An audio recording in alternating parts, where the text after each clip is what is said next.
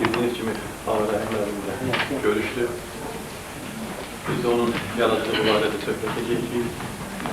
Bizim şöbənin bu tipli tədbirləri artıq ənənə halda alır. Bizim şöbəmizdə tez-tez yazıçılarla, alimlərlə görüşlər keçirdik. Ağrı'nın müəllimi bizə Yunus'a salamlayıram.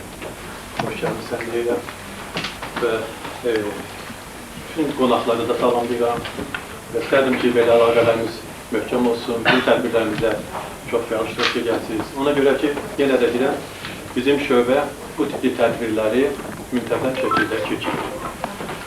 Və bizim şöbənin tədbirlərinin adətən yazıcı və oxucu görüşlərindən fərqi ondadır ki, burada bir qədər çalışırıq ki, mütəxəssis söhbəti aparaq. Əsərlər barədə profesional tənqidçilərin, ədəbiyyat institutu əməkdaşlarının, alimlərin fikirlərini eşitir. Yəni bu söhbət başqa o tədbirlərdən fərqli olaraq təmtəraqlı xarakter daşımır, daha çox işgüzar söhbət şəkilsi daşıyır və konkret olur. Yazıcı haqqında mülahizələr söylənilir, həmin əsərlər təhlil olunur, əsərlər təhlil olunur və beləcə söhbət mümkün qədər əməli xarakteri daşıyır. Yəqin ki, bugünkü tədbirimiz bu qəbdən olacaq. Və mən istərdim ki, biz burada Ağrı'nın müəllimin yaradıcılığı barədə əsas söhbət edək. Ona görə ki, bu yaradıcılıq belə bir söhbətə imkan yaradır. Ağrı'nın müəllim haqqında qısaca bir kəlmə təəssüratımı demək istəyirəm. Mən bu əsərləri oxuyanda burada həqiqətən narahat vətəndaşla rastlaşdım. Cəmiyyət haqqında düşünən, öz mülahizələri olan bir vətəndaş. Və mənə elə gəlir ki, onun müəllimliyi də, yaradıcılığı da, bədii yaradıcılığı da, elmi yaradıcılığı da məhz o vətəndaşlığın yeri gəlir. Sadəcə olaraq Ağrı'nın müəllim auditoriyada kifayətlənmir, onun kitabları da geniş oxucu auditoriyasıdır və üzünü geniş oxucu kütləsinə çıxıb, öz fikirlərini söyləyir. Və mən burada düşünən, narahat, qayğıkeş belə bir insanla rastlaşdım və mənə deyər ki, onun əsərləri barədə söhbət açmaq olar və biz bu söhbəti keçirik. Mən daha nə deyim? Mənə deyər ki, uzatmaq lazım deyil, birbaşa tədbirimizə başlayaq. Tədbirimiz belədir. Əlizadə əskərli bir qədər məruzə tipli bir şey deyilədimi? Biraz geniş məruzə tanışacaq. Ondan sonra həmçə ürək sözünü deyəcək. Amma mən əlbəttə bizim şöbənin o tədbirlərinin səciyyəsi qalsın. Belə ki, biz orada o monoloqlar şəklində tədbiri çəkilmirik, daha çox çalışırıq söhbət şəklində. Və yəqin ki, güman edirəm ki, bəlkə mənim də narazı olmaz və etiraz etməz. Biz arada suallar da verək və söhbətə qarışarlar, məruzəyə qarışarlar, çıxışlara qarışarlar. Daha çox belə deyək ki, bir söhbət şəkli alsın və sərbəst keçsin bizim tədbirimiz. Yəni, bir qədər o rəsmi, tanımcayıq belə çıxışları səkiyyədən uzaqlaşsın. Kifayət qədər mövqeyi və yeri olan müasir dramaturq Ağarəhim Rəhimovdur. Və mən bunu qətiyyətlə, biraz cəsarətlə ona görə deyirəm ki, doğrudan da müasir ədəbi prosesdə öz dəsti fərqli olan yazıçılar sırasında mən Ağarəhim müəllimi görürəm və dərk edirəm, qiymətləndirirəm. Və belə demək, Berinskidə, Məmməd Arifdə, Səməd Vurğunda belə bir fikir var ki, ümumən bir yazısını kifayət qədər əhatəli dərk etmək üçün onun mövcud olan dünya görüşünə diqqət yetirmək lazımdır. Yəni, obyektiv fikir o zaman mümkün ola bilir ki, məhz həmin yazıçıların, dramaturqların, nasirlərin bütövlükdə yaradılıb dünya görüşünü kifayət qədər öyrənəsən və onun haqqında əsaslı, obyektiv fikir demək imkanına malik ola biləsən. Və bu baxımdan mən qeyd edeyim ki, Ağarəhim müəllimin hekayələrindən tutmuş, ən xırda əsərlərindən tutmuş, iri həcmli əsərlərinə qədər onun yaradıcılığını mən izləmişəm və nəticə etibarilə bir monoqrafiya hasıl olub. Ondan sonra vaxt keçdikcə məqalələrimlə mətbuatda çıxış eləmişəm və özümü bu baxımdan müəyyən mənada cəsarətli görən tənqidçilər sırasında hesab edirəm. Və gəlirəm Ağarəhim müəllimin üslub dəyərlərinə, fərdiyyətinə və mən də məruzəmin məhz mərzini, mövzusunu, problematikasını belə müəyyənləşdirmişəm ki, Ağarəhim Rəhimovun bədii yaradıcılığı və ədəbi metodoloji dəyərləndirmə. Söhbət burada onun əsərlərin sosioloji təhlil istiqamətindən yox, məhz ədəbi prosesdə onun yaradıcılıq fərdiyyəti necədir sualına cavab vermək baxımından belə deyək ki, mən məsələlərə diqqət yetirmək istəyirəm. Bu yazısının fərdi üslubu belədir. Yəni, mənim qənaətim bundan ibarətdir ki, epik, analitik, mühakiməli, didaktik üslub təhkiyəsi. Və Ağarəhim müəllimin yaradıcılığı belə bir üslub fərdiyyətini qənaətləndirmək üçün kifayət qədər imkan verir. Tariximizin, coğrafiyamızın qədimliyindən tutmuş üzü bəri yol gələn bir epik zamanı vardır. Bu zaman çox müasirlik özündə ihtiva edən bir zamandır. Keçmiş və gələcək eyni zamanda bu zaman epik zaman çərçivəsində ihtiva olunur.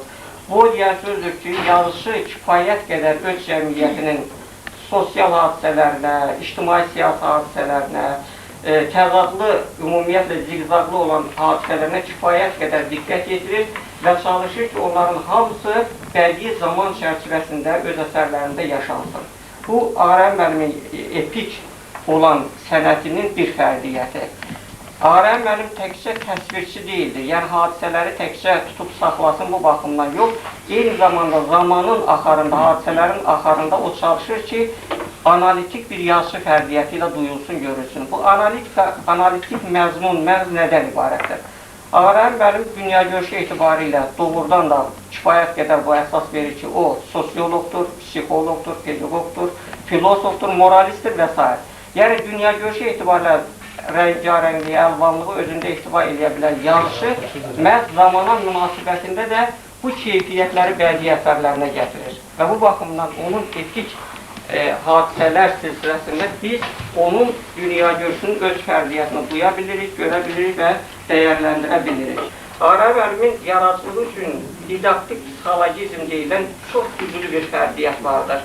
Çünki Ağarəhim müəllim pedagogdur, psixologdur, yəni təhsil qurucusudur. Bütün bunlar onun əsərlərinə də sirayət edir və ona görə də onun fərdi psixologizmi, belə deyək ki, cəmiyyət psixologizminin özündən tutmuş fərdi psixologiyasına qədər canlanır və ümumi bir dünya görüşü ihtiva edə bilir. Ona görə də onun əsərləri çox sürətlə, şirinliklə oxunur və gənclik bu əsərlərin özündən geniş şəkildə qidalana bilir. Özünün tərbiyəsini, dünya görüşünü formalaşdırmağa təbii ki, səy edir. Ağarəhim müəllimin bədii zaman anlayışında qeyd etdiyimiz kimi müxtəliflik birləşir və ən çox bu yazısı etnik yaddaşın misalı olaraq, ifadəsi olaraq görülür. Bu bizim bədii sənətimiz üçün, ümumiyyətlə ədəbiyyatımız üçün çox ali keyfiyyətdir. Yəni, hər bir yaranan bədii əsər təbii ki, tərbiyə etmək iqtidarına malik olmalıdır. Ona görə də Ağarəhim müəllimin əsərləri bu cəhətdən çox sürətlə və maraqlı oxunur. Yazısının öz sözüdür.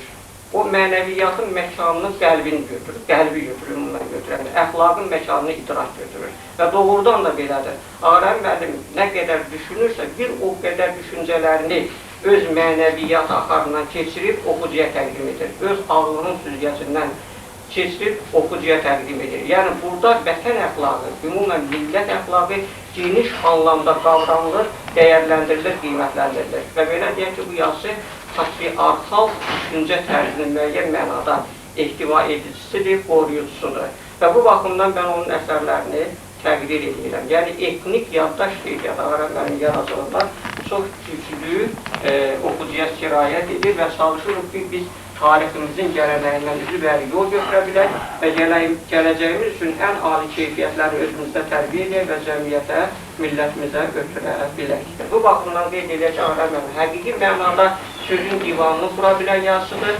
vətəndaş yazısı ilə görünə bilən, duyula bilən bir sənətkardır.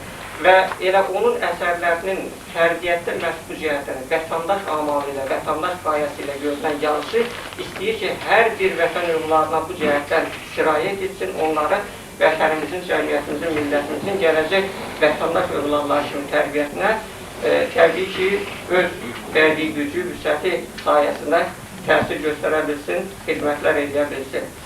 Və nəhayət qeyd edir ki, bu diyaloglarda doğrudan da düşündürmə keyfiyyəti o cəhətdən bundan ibarətdir ki, hissi və məntiqi idrakin bütün mərhələləri bu əsərlərdə görülür. Yəni, bədii nəsrin fəlsəfəsini Ağarəhim müəllim öz əsərlərində canlandırır. Yekun olaraq Ağarəhim müəllimdən bədii yaradıcılığı bu əsərlərin belə bir geniş auditoriya qazanması münasibətində gələcək aylarda belə deyək ki, 60 illik ömrünün yubileyi münasibəti ilə ürəkdən təbrik eləyək, ona yeni yaradıcılıq uğurları arzu edək, daha işgüzar fəaliyyətdə bulunmağı Tanrıdan və deyək ki, əhli qələmlərdən diləyək, arzulayaq. Diqqətinizə görə sağ olun.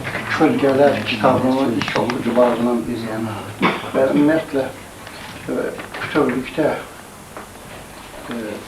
Ağarəhim müəllimin bütöv yaradıcılığının hamısını oxumasam, əsas əsərlərini oxumuşam. Xüsusən bu əsərlər bizim cəmiyyətimizin həyatını təsvir edir. 90-cı illər, 2000-ci illər. Onun müasirliyi də, gücü də, qüvvəti də bunlardır ki, biz real aləmlə üzləşirik bu romanlarda, bu povestlərdə, bu hekayələrdə. Biz xalqımızın taleyi ilə son 20 ildə xalqımızın həyatında baş verən çox həlledici hadisələrlə üzləşirik. Bilirsiniz, bu Qarabağ məsələsidir, bu torpaqların işidir, bu xalqımızın başına gələnlərdir. Çox güclü düşmənlərlə üzbəüz qalan böyük bir millətin ağlarıdır. Yəni, bütün onun əsərlərində biz o hadisələri, bu ağrı acını hiss edirik. Onun Səfalət romanında, Girdab romanında və bir çox əsərlər, çox da ona görə mən onların hamısını saya bilməm burada. Yəni, bu sonuncu Kölgələr kitabında da çox həlledici, çox düşündürücü mətləblərlə toxunur. Nədir bu mətləb? Məsələn, bu bizim birinci roman Cinayət və Etiraf romanıdır. Cinayət və Etiraf romanında mövzu əsas o Dostoyevskidən gələn bir mövzudur. Yəni, cinayət və cəza. Necə cinayət hansı xarakterdədir, cəza hansı xarakterdə olmalıdır. Belə, nə etməli bir sual meydana çıxır qəhrəman üçün və bu qəhrəman bu nə etməli sualını bütün dolğunluğu ilə, bütün ağrı acısı ilə, bütün o müsbət mənfisi ilə təhlil edir, axırda belə qərara gəlir ki, bu mütləq cinayətə qarşı şərti olaraq cinayətlə cavab verilməlidir. Yəni, bunun başqa yolu yoxdur. Yəni, bizdə bu fəlsəfi problemdir, şərə şərlə cavab vermək. Ancaq eyni zamanda bu məsələnin yuridik tərəfi var, bu məsələnin psixoloji tərəfi var. Məsələn, yuridik tərəfi nədir?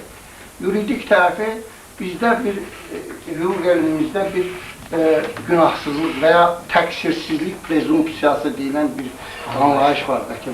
Yazıcı təbii ki, qəhrəmanı birdən-birə qərar qəbul eləməyə vadar eləmir. Qəhrəman düşünür, daşınır, çox bədii cəhətdən əsaslandırılır. Qəhrəmanın hərəkəti bədii cəhətdən əsaslandırılır. Yəni, bütün o dolğunluğuna düşünür, daşınır ki, bu necə eləsin? Sonradan ki, hadisələrin inkişafı ilə bacısının məktubunun əlinə çatandan sonra o qəti qərara gəlir ki, mütləq bu Şər Müzəffər ölməlidir.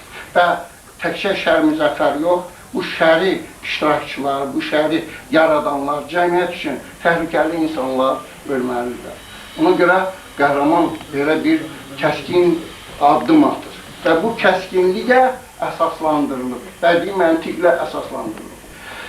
Və elə bilirəm ki, roman çox problematik romandır. Yəni, bu ola bilsin ki, cəmiyyətdə müxtəlif oxucular, tənqid onun müxtəlif cür qarşılasın. Yəni, yazıçının özünün bu məsələyə münasibəti çox aydındır, çox... Ümumiyyətlə, mən sizə deyim ki, Ağarəhim Rəhimovun əsərlərində çox böyük səmimiyyət var. Çox böyük qəhrəmanlara məhəbbət var.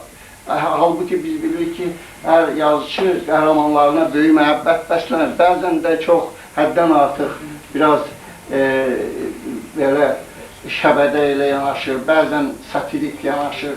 Ancaq o qəhrəmanlarla yaşamaq, qəhrəmanların ağrılarına bilgi olmaq, qəhrəmanlarla qaynayıb quruşmaq yazıcı üçün böyük bir nailiyyətdir. Mən belə hesab edirəm. Yəni, mən çox danışa bilərəm əsər haqqında, yəqin ki, çox adamlar danışacaq. Mən elə bilirəm ki, Ağarəhim Rəhimovun 90-cı illərdə o bizim nəsrə gəlməsi doğrudan da böyük ədəbi hadisədir bizim ədəbiyyatımız üçün. Və bu ədəbi hadisəni biz arayıb araşdırmalı. Elə indidən arayıb araşdırılır. Ədəbi tənqid bu haqda lazımi sözlər deyir və elə bilirəm ki, bu hadisə bizim ədəbiyyatımız üçün çox faydalı və gərəklidir. Mənim də sözüm var Ağarəhim Rəhimovun yaradıcılığı haqqında. Çünki Ağarəhim Rəhimovun yaradıcılığını mən lap ibtidaisindən bu gününə qədər izləyənlərdən biriyəm və yoldaşlar qeyd elədikləri kimi mətbuatda da demək olar ki, ardıcıl olaraq məqalələrlə çıxış eləyəm. Onun qəhrəmanları, özünün yaradıcılıq üslubu, fərdiyyəti, orada onun əsərlərində psixologizmdən istifadə, sonra təfərrüatlara varma və ictimai hadisələr fonunda ümumi millətin, xalqın, cəmiyyətin bəlalarını əks etdirmə. Büsbütün bunlar haqqında mən kifayət qədər məlumat vermişəm və bir monoqrafiya çap elətdirmişəm. Nəsrin axarı, zaman və məkan konteksti. Həmin orada Ağarəhim müəllimin yaradıcılığına bir özünə məxsus şəkildə baxış ehtiva eləmişəm. Əsasən Ağarəhim müəllim əvvəllər 90-cı illərin əvvəlində deməli ədəbiyyata gələndə düzün axtarışsa mən bunu bir qədər təsadüfi saydım və hesab elədim ki, yəqin ki, elə Ağarəhim müəllim ara-sıra əsərləri ilə çıxış eləyib ədəbi səhnədən yəqin ki, kənarlaşacaq. Lakin gördüm ki, fikirlərimdə yanılıram, çünki Ağarəhim müəllim sonra daha intensiv, daha məhsuldar işləməyə başladı və biri digərinin ardınca elə xüsusi problematikaya, fərdi yazıcının dünya görüşünə aid məsələlərə toxundu ki, onlar sonra həqiqətən də bizim cəmiyyətimizin bu və digər problemlərinin ədəbi bədii nöqteyi nəzərdən çözülməsində çox önəmli rol oynaya bildi. Məsələn, mən bu tipli onun əsərlərinə Canavar balası, Qoşa qanat, İkili dünya, Əskər anası kimi piyesi, bank əməliyyatı kimi piyesi və onun sonraki illərdə Səfalət, Girdab və ən sonuncu monumental romanı Cinayət və Etiraf romanını xüsusilə qeyd etmək istəyirəm. Çünki Cinayət və Etiraf romanında indi bir qədər patetik görünsə də ilk yəni əsərlə tanış olmayana elə gələr ki, burada yalnız və yalnız Dostoyevskidən istifadə var və Dostoyevskiyə söykənmə var. Lakin əsərin dərinliyinə endikcə sanki elə bil ki, həmin əsər insanı çulğuyur və xüsusi məsələlərin dərinləşdirilmiş şəkildə çözümünə dartıb aparır və göstərir ki, həqiqətən də həm Dostoyevski, məsələn, 19-cu əsrin ikinci yarısının məhsulu idi, Rus ədəbi fikir tarixində xüsusi yer tutmuş bir böyük şəxsiyyət idi, böyük prozaik idi, nasir idi və şübhəsiz ki, o da cəmiyyətin bu və digər çatışmazlıqlarını özünə məxsus psixologiya, fəlsəfə etik, milli, etnik nöqteyi nəzərdən çözməyə çalışırdı. Lakin Ağarəhim Rəhimov heç də Dostoyevskinin ardınca getmədi. Tamamilə fərqli problem qoydu. Mən fikir verdim ki, əsərdə əgər Dostoyevskinin Cinayət və Cəza romanında baş qəhrəman Rodion Raskolnikovdursa və simvolik mənada mən onun adına bir diqqət yetirdim. Gördüm ki, Raskolnikov ümumiyyətlə Raskolçu adından gəlir ki, onun işi, fikri, düşüncəsi yalnız didməklə, dağıtmaqla, insanları parçalamaqla məşğul idi. Lakin Ağarəhim Rəhimova mən şəxsi söhbətimizdə sual verdim ki, sən bu qəhrəmanın adını İqrar İlqaroğlu Kamilovu seçəndə sən bildinmi ki, ümumiyyətlə bu İqrar nədir, İlqar nədir və Kamilov? O mənə cavab verdi ki, mən bunlar haqqında düşünməmişdim, elə sadəcə olaraq gəldi fikrimə, onu da mən qeyd elədim. Və sonra mən baxdım, deməli, lüğətlərə gördüm ki, İqrarın adı tamamilə dürüst müəyyənləşdirilib. Çünki əsərin adındakı etiraf məsələsi elə İqrarın özünün etiraf demə, etiraf sözü ilə eyniləşir. Yəni, digər tərəfdən İlqaroğlu isə İlqar, yəni əhdə vəfalı deməkdir və Kamilov isə yetkinliyin, bütövlüyün, tamlığın mücəssəməsi kimi görünür. Və gördüm ki, doğrudan da əsəri əvvəlindən axıra qədər oxuyanda biz Nasirin qoyduğu, qurduğu süjet xəttinin, kompozisiyanın əvvəldən axıra qədər yüksələn xətlə getdiyinin şahidi oluruq. Burada həm özünə məxsus problematika var, həm özünə məxsus baxış var hadisələrə və həm də onun, mən deyərdim ki, zərgər dəqiqliyi ilə çözümü araşdırılması var. Ağarəhim Rəhimovun deməli, o məhkəmə məsələlərini, cinayət və etirafda məhkəmə məsələlərinə mən diqqət yetirdikdə görürəm ki, sanki burada əsəri bir ədəbiyyatçı yox, bir nasir yox, hüquqşünas yazır. Onunla bağlı da mən Ağarəhim müəllimə sual verdim ki, siz bu məsələləri necə yerli yataqlı, hüquqi baxımdan, hüquqi müstəvidə çözdünüz, araşdırdınız. O dedi ki, bu da mənim təxəyyülümün məhsuludur. Yəni, Ağarəhim Rəhimovun bütün yazılarında qeyd elədilər. Deməli, həm tarixlik baxımından çox şey götürüləsidir, həm etik, mənəvi dəyərlərimiz baxımından çox şey. Ağarəhim müəllim bir tərəfdən mühafizəkardır, bir tərəfdən də o köhnəliyin tam şəkildə saxlanılması yox, yenilərin isə ağıllı şəkildə cəmiyyətə gətirilməsinin tərəfdarıdır. Yəni, mən Ağarəhim müəllimin yaradıcılığının təqdir olunması tərəfdarıyam. Ona görə tərəfdarıyam ki, Ağarəhim müəllimin əsərlərində bizim gənclərimizin, bizim gənc nəslinin öyrənəsi çox şey var. Buna bizim hamımızın ehtiyacı var. Mən Ağarəhim müəllimi təbrik edirəm və Vəkil müəllim sizə və eləcə də bütün Nizami adına Ədəbiyyat İnstitutunun işçilərinə, burada iştirak edənlərə və iştirak eləməyənlərə öz minnətdarlığımı bildirirəm ki, belə gözəl bir müzakirəni siz təşkil etmişsiniz və yəqin ki, Ağarəhim Rəhimovun gələcəkdə əsərlərdə daha geniş çevrədə araşdırılması üçün bu xüsusi bir impuls verilir. Ağarəhim müəllimin açığı yaradığı ilə təqribən bir il olar, il yarım olar, mən elə bir tanış olmağa başlamışam. Bu mərhələdə, bu dövrdə mən öz müşahidələrimi və təqribən gəldiyim qənaətləri deməkdir. Əvvəla, mənə elə gəlir ki, yazıçının özü təbiətən humanist deyilsə və təbiətən bir xarakter olaraq, bir insan olaraq cəmiyyətdə bir xeyirxah obraz kimi özünü formalaşdıra bilməyibsə, onun əsəri də çətin ki, demək, cəmiyyət üçün nəsə xeyirli və işıqlı bir yol göstərə bilsin. Yəni, yazıçının yaratdığına görə təki onun özü məsuliyyət daşımır. Həm də elə ədəbi ictimaiyyət də, həm də onun oxucusu da, həm də o hansı cəmiyyət üçün yazılıbsa, bəşər nəsli üçün yazılıbsa, onun zəmanəti üçün yazılıbsa və bu gələcək üçün pasport ala biləcəksə, elə bunun üçün cəmiyyət özü də, bəşər nəsli özü də məsuliyyət daşıyır. Elə yazıçını yaradan cəmiyyətin özüdür. Nə qədər ki, əsərin müəllifi yazıçıdır, bir o qədər də yazıçının özünün müəllifi cəmiyyətdir, onun özünün zəmanəsidir və dövrüdür. Əlbəttə, burada genetik kodlar da var, başqa bir çox amillər də nəzərə alınmaqdır. Mən açığı istəməzdim ki, nəzəriyyəsilərin arasında mənim çıxışım biraz nəzər xarakter daşısın. Yəni, konkret olaraq ona gəlmək istəyirəm ki, insanın daxili aləmi, Azərbaycanda çox qəribə abidələr var, kurqanlar. Çoxlu abidələr, xüsusilə Qarabağda kurqanlar çoxdur. Eradan əvvəl 5-7-ci min illikləri əhatə edən o dövrün abidələri hesab olunur. Məsələn, deyək ki, Homer dövrü belə, yəni eradan əvvəl 5-7-ci minillikləri. O kurqanlar texniki vasitələrin, maşınların, buldozerlərin olmadığı dövrdə necə yaradılır? Yəni, bilavasitə əl zəhməti ilə daşınıb tökülən torpaq. Torpaqla demək, yaradılmış nəhəng demək, təpələr. Ən nəhəng kurqan Qarabağda, Bərdədə Sultanbud Ağdam yaxınında Sultanbud təpəsi deyirlər. Ən nəhəng kurqan o Sultanbud kurqanıdır. İndi bir anlığa belə təsəvvür edək ki, bir arxeoloqa tapşırarsan ki, o kurqanı qaz və onun altından yatan sirləri aşkar elə və o kurqanı da qazmaq üçün arxeoloqun heç bir texniki imkanı olmuyor. Onu necə, o arxeolog o kurqanın altında yatan sirri necə aşkarlamalı?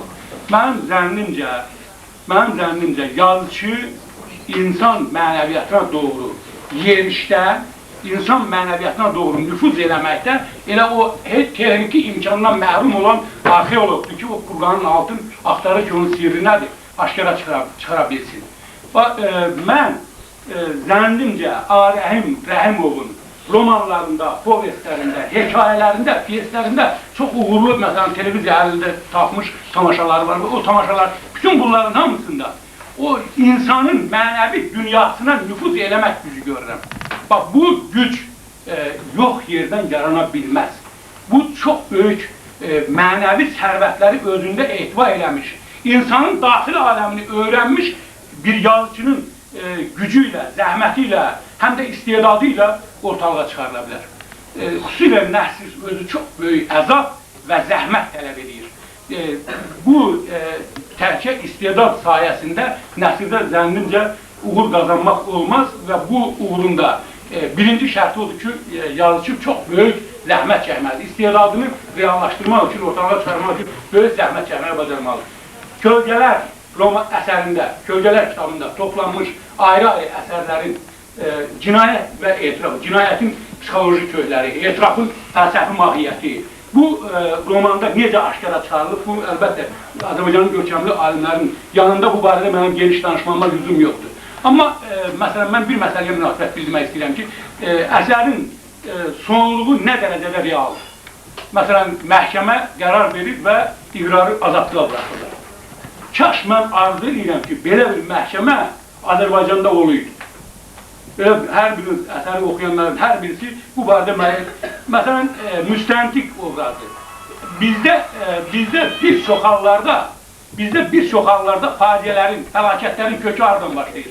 İnsanın cinayətə sürüklənməsindən çox, o cinayətə sürüklənən insanın taleyi ilə oynayan xatazadə tipli müstəntiqlərin iş üsulları.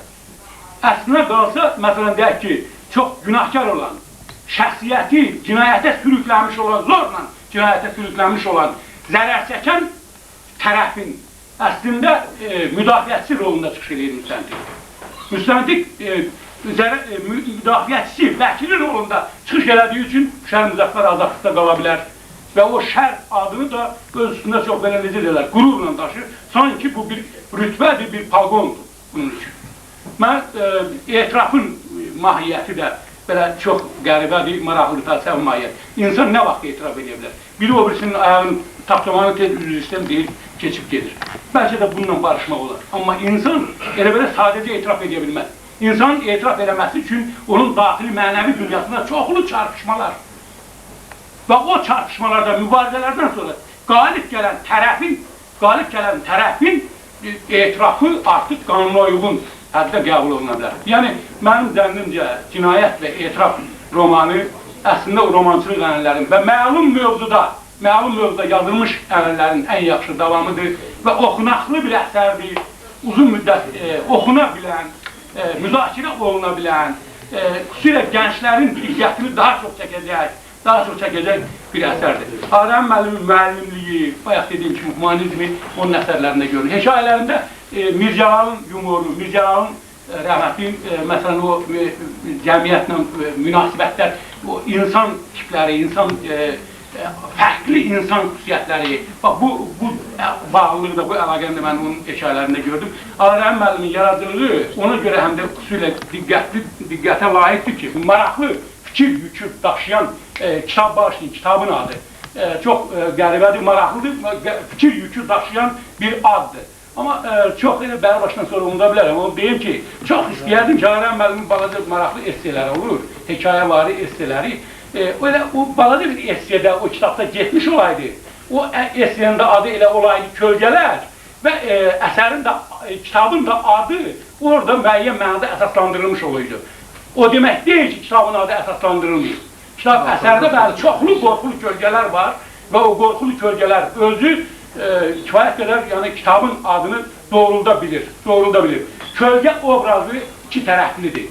Yəni mübahisəlidir. Ümumiyyətlə kölgənin mahiyyəti mübahisəlidir zənnimcə, öz həllini hələ bəlkə də fəlsəfədə, bəlkə də tənqiddə, bəlkə də estetikada hələ qədərimcə tapmayıb, kölgə həm mənfi istiqamətdən yoldura bilər, həm də müsbət istiqamətdən. Bulut çox isti səhrada, bulut kölgəsi mühafizədir. Kölgədən vaxtı ilə Peyğəmbər təqib olunanda kölgəyə sığınıb, dağın, təpənin kölgəsinə sığınıb, təhlükədən, bəladan xilas olub. Kölgənin Çingiz xanın ağbuludur. Obrazı Çingiz Aytmat orada var və s. Yəni bütün bunların hamısında bir fikir, bir nöqtəyə gəlib çatmağa imkan verir ki, o kölgə obrazının özü də maraqlıdır və əsərdə kifayət qədər əksini tapıb. Çox yaxşı olardı ki, kitabın yeni nəşrlərində əgər təkrar olunacaqsa, kölgələr adı balaca bir esse ilə bunu ifadə eləmək olardı. Mən bu il Ağarəhim müəllimin 60 illik yubileydi. Hesab edirəm ki, 60 illik yubiley şəxsiyyətin həyatında çox böyük bir bayramdır və o bayramın başlanğıcı elə bilirəm ki, elə bu yığıncaqdır, bu müzakirədir və çox mötəbər yerdə olan müzakirədir. Mən bu bayram münasibəti ilə ədəbi ictimaiyyətimizi, dostlarımızın hamısını, Azərbaycanın görkəmli elm, mədəniyyət xadimlərini burada yığışıb Ağarəhim müəllimin yaradıcılığına, şəxsiyyətinə, ədəbi simasına, ədəbi mənəvi simasına verilən dəyər kimi, diqqət kimi qəbul edirəm və bu bayram münasibətini hamımızı təbrik edirəm. Neçə illərin təcrübəsindən qazandığım bir məqamı da burada təsdiq olunmuş görürəm. Həqiqətən Əlirza müəllim necə yazırsa, elə də çıxış elədir. Məqalələrində mən hərdən baxıram onun, bu və ya digər bir əsər, müəllif haqqında belə deyək ki, müxtəsər qənaətləri var. Amma o qənaətə gələnə qədər o elə bir yol keçir ki, məqaləsində. Elə mənbələrdən, məxəzlərdən gəlir ki, necə ki, bu günlərin bu kitabın haqqında söhbətinə öz çıxışında gördüyünüz kimi çox sözün yaxşı mənasında uzaqlardan gəlir. Mən də həmin fikirlərlə razıyam. Həqiqətən də bu əsərlər oxumuşam, hekayələri də, pyeslərini də oxumuşam. Çoxdandır, yəni biz Rəhim müəllimlə bir 10 il həm həmkarı, rektor həmkarı olmuşuq, həm də dost olmuşuq. Çünki Rəhim müəllimin yazılarının hamısını mən bələdəm. Bu əsərində də Rəhim müəllim xeyr və şər qüvvəni, iki cəbhəni yaradır. İki cəbhədə cəbhənin bir-birinə qoluşunu yaradır. Sonda isə xeyrin və yaxud da şərin qalib gələcəyini istədiyi kimi verir. Bu həqiqətən təkcə bu kitabda deyil, əgər yazılsazsa, Girdab kitabını oxumusunuzsa, o kitabda da hardasa həyatın özəlliklərini, həyatın dərinliklərini və bütün o həyatın özünü dərindən hiss eləmək, hifz eləmək və sonradan onu sətirlərə köçürmək. Yəni o adam istər-istəməz bunun çoxlu müşahidələr olmalı. Və Rəhim müəllimin də bu sahədə çox böyük müşahidələri var. Həm bir pedaqoq kimi, həm bir alim kimi, həm bir yazıcı kimi, həqiqətən də həmişə insanlar arasında oldu. Və olduğu devirdən də indiyə qədər də hiss edirəm ki, həmin o müşahidələri bu əsərlərdə öz əksini tapır. Burada çoxlu müasirlərimizin obrazlar qalereyası yaradıbdır. Həqiqətən də birdən baxırsan ki, burada haradasa bir şər qüvvədən gedir, o bir tərəfdən bir xeyirxahlıqdan gedir. Haradasa orada bir dilənçinin həyatından gedir. Burada bir sürücünün həyatından gedir. İqranın tarihi belə gətirir ki, mən orada bayaq Raskolnikovun əlaqədar bir-iki məsələlər getdi, onu Nazim müəllim dedi, amma mən bir şey demək istəyirəm. Raskolnikovda fikirlər tamam başqa cürdür. Burada isə bir vəhşinin, yəni bir vəhşi bir adamdır. Mən ona insan deməyə dilim gəlmir. Şər müzəffəri. Yəni o adamın bir qızdan ötürü, onun ailəsinə o cür təqiblər eləmək, təzyiqlər eləmək və onları elə bir vəziyyətə gətirib çıxarmaq ki, ailənin özü, yəni həyatdan, yer üzündən silinir demək olar ki. Onun qohum əqrabələri heç kim ona yaxın gəlmir, bacısı talihi bilirsiniz ki, necə olur, ölümlə tutarır və bütün bunların hamısını yaradan elə bir qüvvələr var, şər qüvvələr var. O şər qüvvələrində bir dənə ideyası var. Onların bu ideyasının başında puldur. Məsələn, xətazadələr kimi, o birisilər kimi. Yəni, tək xətazadələrdə deyil, hətta məhkəmənin özündə də, prokurorun özündə də yenə aidiyyəti olmayan bir adamı zorla onun boynuna qoymaq bugünkü müasir bizim yaşadığımız həyatın hər günündə baş verə bilir. Hər günündə var. Mən açıq deyə bilərəm ki, bugün heç bir məhkəmə, heç bir prokuratura, heç bir polis işçisi, yəni istəyirsiniz onların maaşını 10.000 yox, 100.000 eləyin. Yenə də mümkündür. Adi bir yaxınlarda xırda bir iş vardı, onunla əlaqədar xahiş eləmişdik, getdim de. Dedilər ki, birisi də var. Deyirəm, maaş alırsınız, ki, bu arada dövlət sizə yaxşı filan bitmişən. Onlar boş şeydir. O bir tərəfində. Yəni bunu bil. Əsərin sonluğu çox yaxşı qutarır. Çünki əsər o cür qutarmasaydı, bəlkə hardasa yarımçıq qalardı və yaxud da gerisini yazmaq olar. Onun elə pyeslərində də, siz bilən baxdı, fikir verdiniz o vicdan məhkəməsinə. Orada da yenə aidiyyəti olmayan bir adamı gətirib zorla yazır, pozur, verir və prokuror da, məhkəmə də, yəni Asimən kimi adamlar olmasa, elə pedagoglar olmasa, alimlər olmasa, bəlkə də orada deyilənlərin heç bir həyata da keçməzdi. Onu günahsız olaraq bunu həbs edib 15 il, 20 il cəzasına məhkum edə bilər. Bəlkə də ömürlü edə bilərlər. Amma yenidən orada da məhkəmənin özünün o bir monologu var, axırda sonda deyir ki, mən çox ağır cinayət işləri görmüşəm. O inkvizasiya dövründə yəqin ki, o Voynişin Ovod əsəri yadınızdadır.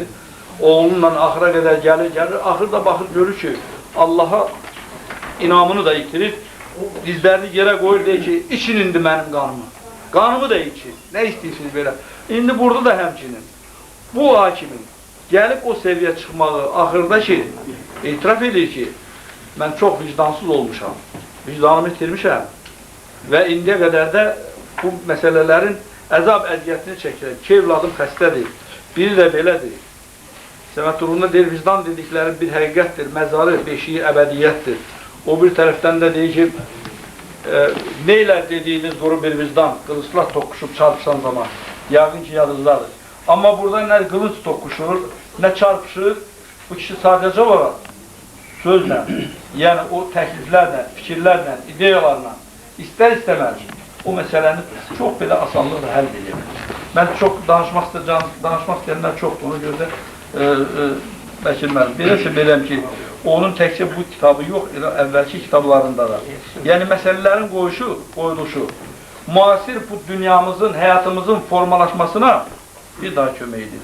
Amma cəmiyyətdə də elə şeylər var ki, onları o çılpınlığı ilə verib ki, çünki bu cəmiyyətin istəsə bu gündə, sabahda, gələcəkdə də o çılpaqlıqlar var və olacaqdır. Yəni, üfunət verən bir cəmiyyət orada bir cümlə gedir. Bəli, cəmiyyət düz deyirsiniz. Get-gedə görürsünüz ki, yaşlaşmaq əvəzindən daha da şuurlanır. Çünki insanların mənəviyyatı, düşüncəsi, təfəkkürü gərək biraz heç olmasa o yerdə olanlara, yəni yeni gələcək nəslə bana nəsə bir söz deməlidir. Yoxsa biz təzə düzəldiblər orada parkın içərisində, o cür gözəl düzəldiblər, götürüblər oturacağı, aparıblar, atıblar gölün içərisinə. Bu cür gənclikdən, yəni nə gözləmək olur? Ona görə də Arahim müəllim bütün o dərinliklərə gedir və onların hamısını yazır. Və Azərbaycanın nə qədər qadınları, kişiləri hamısı ölkədən çıxıb gelib, ölkədə yaşaya bilmir. Onların hamısını sıfırlığına verir. Mən deyəcəm bu qədər. Mən təbrik edirəm. Çox yüksək səviyyədə də əsəri. Hekayələrdə də orada yəqin ki, oxumusunuz. Cənnətin yeni rəisi. Orada da görürsünüz ki, məsələ necə gedir. Çox yaxşı atalar sözlərindən istifadə edilir. Bütün kitabın hamısında, bəlkə də 500-ə qədər atalar sözü var, o da öz yerinə düşür. Çox sağ olun. Mən Arahim müəllimin yaradıcılığı ilə təxminən bir yarısıyla, yəni əsasən onun 3 romanı, pyesləri və povestləri ilə tanışam. Amma iki məsələyə toxunmaq istəyirəm. Birinci məsələ konkret olaraq Kölgələr kitabında özünə yer alan Cinayət və Etiraf romanı ilə bağlı ki, Cinayət və Etiraf romanında yazıcı hansı məsələni qoyub, hansı məsələni belə deyək ki, bədii, fəlsəfi təfsirini vermək istəmişdir. Bu məsələyə toxunmaq istəyirəm. Bir anlıq təsəvvür edin ki, son dərəcə saf, təmiz əxlaqa malik olan, bütün varlığı ilə, belə deyək ki, mənəviyyatlı olan bir insan gənc yaşında böhtana düşür və 8 il türmə həyatı yaşayır. 8 il türmədə yaşadığı prosesdə, həyatda o özünün, baxmayaraq ki, böhtana düşür, özünün bütün mənəvi saflığını və təmizliyini qoruyub saxlayır. Saf olan bir insana cəmiyyət necə meydan verəcək? Cəmiyyət bu insanı, onun mənəviyyatındakı saflığı qoruyub saxlamağa şərait yaradacaqmı? Ya bu qəhrəmanın taleyi necə olacaq? Bütün roman qəhrəmanla cəmiyyət arasındakı münasibətlərin qəhrəmanın daxili dünyasındakı əksindən ibarətdir. Və romanda konkret olaraq, Cinayət və Etiraf romanında mənəvi cəhətdən saf olan insanın zaman keçdikcə cəmiyyətin, hadisələrin təsiri ilə, belə deyək ki, qatilə çevrilməsi prosesi izlənir. Qatilə çevrilməsi prosesi izlənir.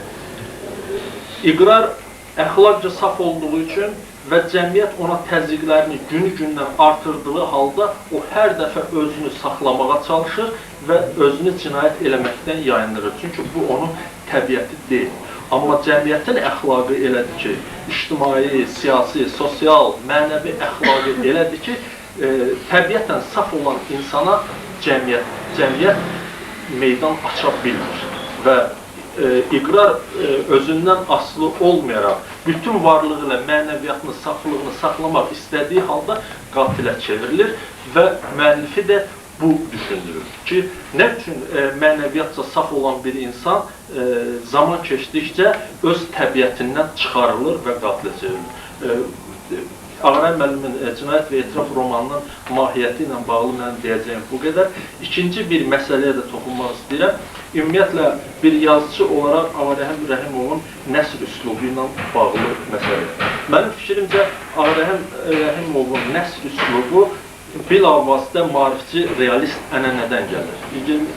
Belə deyək ki, 19-cu əsrin sonu, 20-ci əsrin əvvəllərindəki maarifçi realizm estetikasına məxsus olan keyfiyyətlər Ağarəhim müəllimin yaradıcılığında üslub xüsusiyyəti kimi təzahür edilir. Belə ki, Ağarəhim müəllimin yaradıcılığında hadisələr əsasən, belə deyək ki, süjet əsasən iki xətlidir. Bir tərəfdən, misal üçün, Səfalətdə bir tərəfdən Dilbərin həyat romanını oxuyuruq və bu həyat romanı bilavasitə cəmiyyət hadisələrlə təmasdadır. Həyatın bütün eybəcərlikləri burada əks olunur. İkinci bir tərəfdən bu eybəcər dünyaya qarşı biz Səfalətdə Asiman xanımın yazıcı tərəfindən yaradılmış, belə deyək ki, ideal bir dünyanın ona qarşı qoyulmasını görürük. Cinayət və Etirafda isə marxist realist estetikadan gələn cəhətin əsas bariz cəhət ondan ibarətdir ki, müəllif tez-tez süjetə müdaxilə edir. Və bu müdaxilələr, deyək ki, tipik şəraitin məhsulu deyil. Yəni, bayaq burada belə bir məsələyə toxunuldu ki, nə üçün, axı, həmin məhkəmə, son məhkəmə səhnəsi bizim cəmiyyətimiz üçün xarakterik deyil. Əlbəttə ki, xarakterik deyil. Amma Ağarəhim Rəhimovun burada əsas məqsədi odur. O, cəmiyyət həyatındakı eybəcərlikləri ora qədər təsvir edir ki, o cəmiyyət haqqında obyektiv təəssürat yaratsın. Ondan sonra ona lazım olan cəhət, həmin cəmiyyət mənəvi əxlaqı cəhətdən pozulmuş cəmiyyətə qarşı qoyduğu özünün yeni bir dünyasıdır ki, o bunu İlqarın atasının, anasının, sonra yeni təyin olunmuş prokurorun və s. obrazında ifadə edilir. Mənə elə gəlir ki, Ağarəhim Rəhimovun yaradıcılığının ən spesifik cəhəti onun cəmiyyət haqqında, yaşadığımız dünya haqqında obyektiv təəssürat yaratmasında ifadə olunur.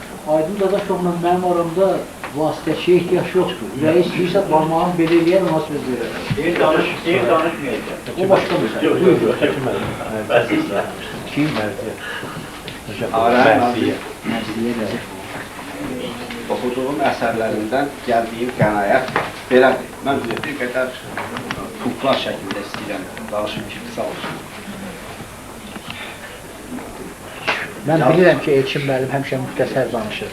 Amma sonraki natiqlərə müraciət edib deyirəm ki, nəzərə alın ki, danışmaq istəyən çoxdur və bir də vaxt da gəlir şahid. Buyurun. Belə deyək ki, hər bir yazıçının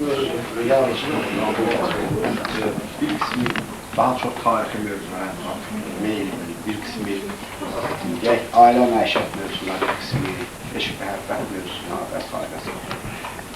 Ağarəhim müəllimin əsərlərinin mövzu problematika baxımından götürdükdə müasirlik xüsusiyyəti diqqəti cəlb edir. Həm də o aktuallıq xüsusiyyəti diqqəti cəlb edir. Həm də ikinci bir tərəfdən bu müasirlikdə əsasən ictimai siyasi problemlərə nüfuz etmək xüsusiyyəti ilə seçilir. Bu isə onun təbii ki, bir yazıcı olaraq cəmiyyətin bütünü ilə yaşadığını, narahatlığını əksildirir. Çox mühüm problemlərin bədii həlli yollarını axtarmaq arzusunda xəbər verir.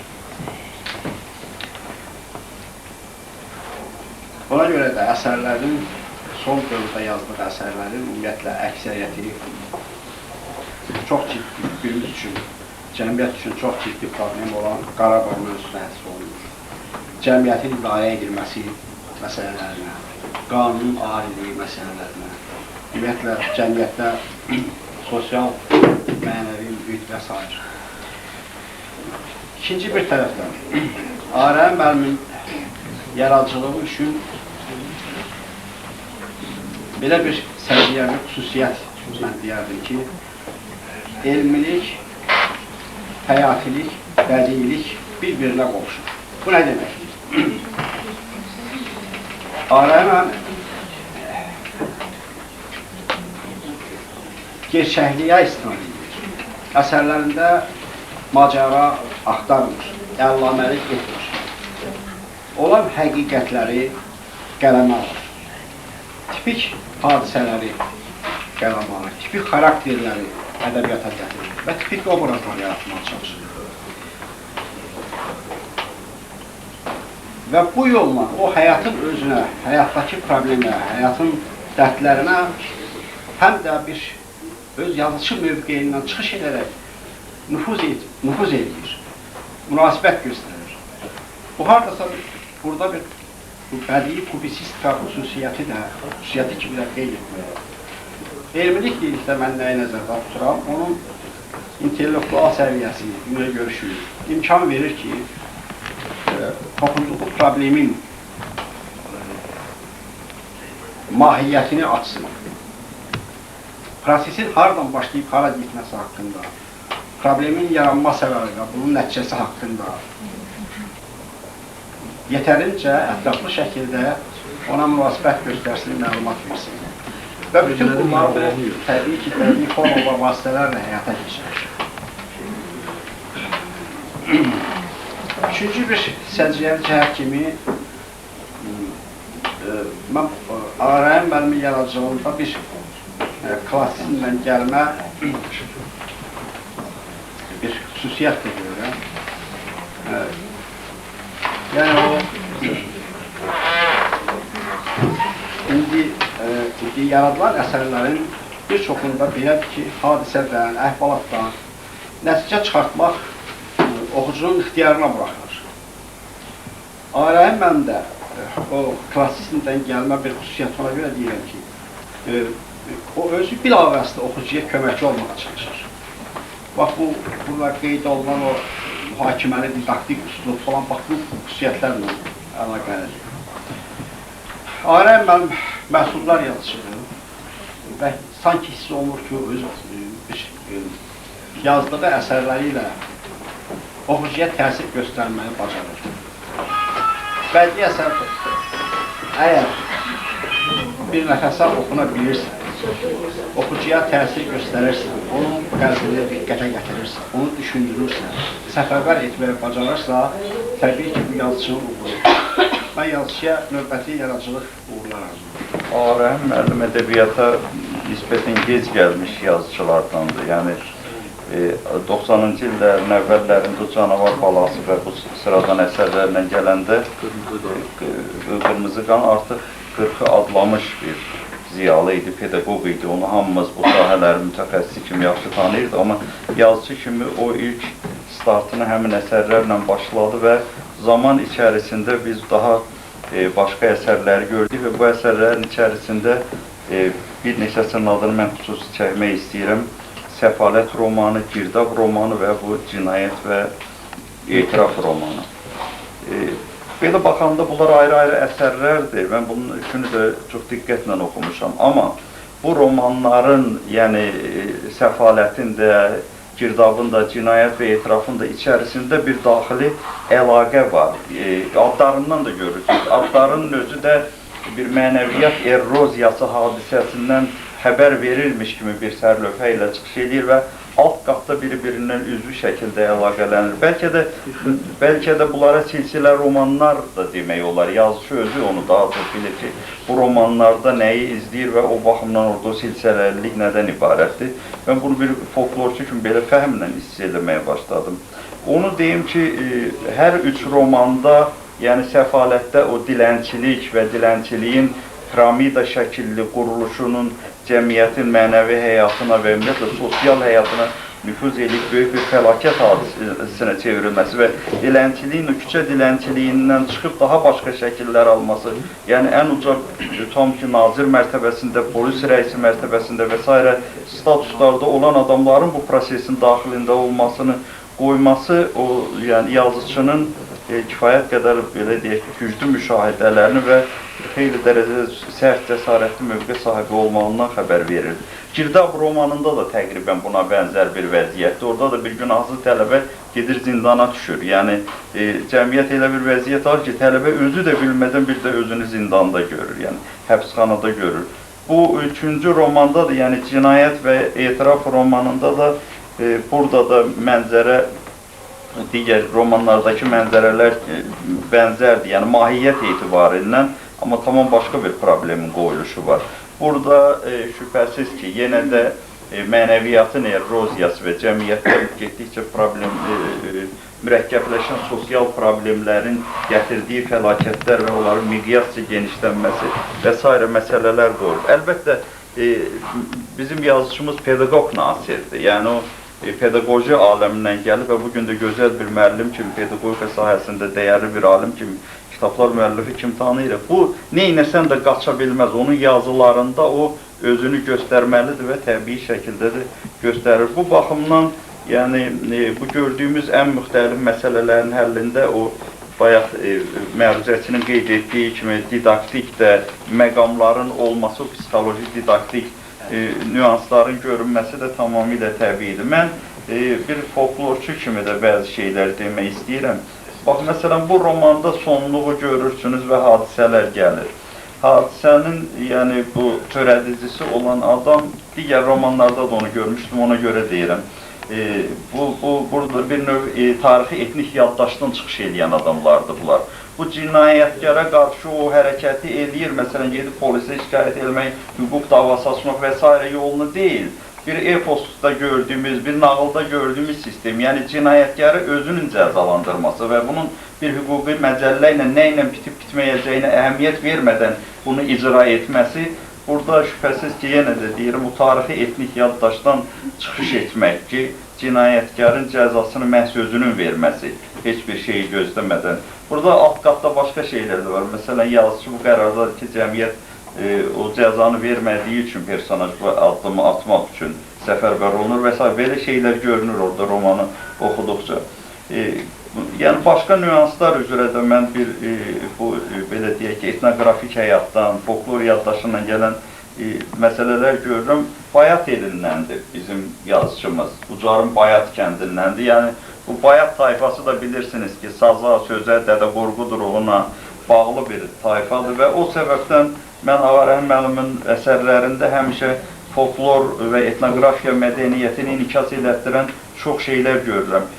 Məsələn, çox az yazıçılar istifadə edir belə şeylər. Filan şeydən başı çöyürüldü. Başı çöyürüldü tamam belə məcazi mənada bir aforizmdir və xalq etnografik yaddaşdan gələn bir şeydir. Bu tipli ya, mən bir dəfə gördüm, kasıbın sacı məsələsini o dərəcədə gözəl işıqlandırmışdı ki, yəni baxırsan ki, bu mədəniyyətin, yəni bu etnografik mədəniyyətin çox gözəl bir bilicisi və həm də daşıyıcısıdır. Onu o mənada, o romanlarına da, əsərlərinə də gətirib. İkinci bir xət kimi də o hekayələrdə müşahidə elədim.